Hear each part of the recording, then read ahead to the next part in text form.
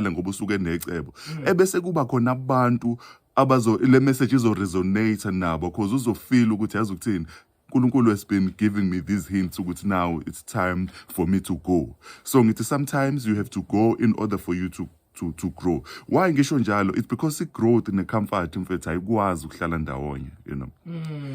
I-growth ne-comfort mfethu ayikwazi ukuhlala ndawonye. Njalo uma usuzizwa ngathi usu-comfortable kakhulu, kusuke sekukhona izinto ezithikamezekayo kuwe. And umuntu okhulayo mfethu khona izinto ezinokuba ama-issues. Njalo uma ukhula uzizwa ngathi uyashrinka. Ufeel ngathi the opposite is happening.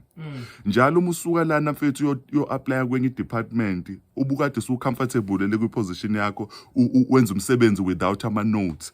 But uma usuya kwenye i-position, noma kwenye i-company, noma kwelinye izwe, you find yourself having to carry ama-notebooks, you know, ufundiswe izinto, ucathuliswe, uzizwa ngathi uyingane from one place where you were able to give answers without thinking. But uyithole mfethu sekufana kancane kancane uhamba ubuza abantu, ucela ulwazi ebantwini. But the mere fact that you have gone, uhambile, you are growing. As much as ngenzeka ukuthi ufeel ngathi you are shrinking. Ngicela ukwenza isibonelo mfethu. Lesi sibonelo engizosenza mfethu ngizozama ngakho konke kusemandleni ukutshengisa ukuthi mfethu I'm being humble about it. Ngeke ngasebenza kwenye indawo mfethu engeke ngichaze kabanzi. Ngangifuna ukukhula kule department mfethu yabo. Nginalokho ukuthi one day I see myself ngilida kule department. Ngi-apply ngawathola ama-positions. This one time mfethu nga-applyele enye division eyiqhelile, you know. Ngayithola i-position. Ngahamba mfethu nginalokho enhlizweni ukuthi wow I'm living but I wanted to be here. Ukuhamba kwami mfethu benganakile ukuthi ikona okwakufana kungikhulise, you know. Ngabona mfethu sengimenywa kule division like 4 or 5 years later. Mangibuyela back mfethu with all due respect, abantu engangibashile mfethu babehlele emadeskini awodwa. 5 years later bonke mfethu benama titles awodwa. Ukuhamba kwami kwangenza mfethu ngakhula kuleyo ndawo, ngashintsha ama positions amaningi. When I come back I realize ukuthi ukuphuma kwami kule department ngiyangale I had to go in order for me to grow. Abanye abantu baphila ngathi ba limited mfethu yabo because uhlezi usendaweni eyodwa, you know. Abanye abantu mfethu abawusoma business bayanconywa mfethu ukuthi banama ideas antswembu kodwa uma uyabacubungula it's because they are well traveled, you know. Bahleze be explore izinto, uhleze yako China, uhleze yako Kenya, uhleze yako Rwanda, Nigeria.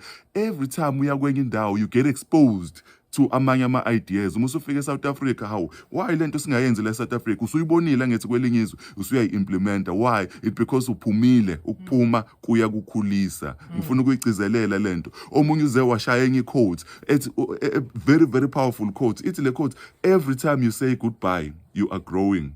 Every time you say goodbye, you are growing.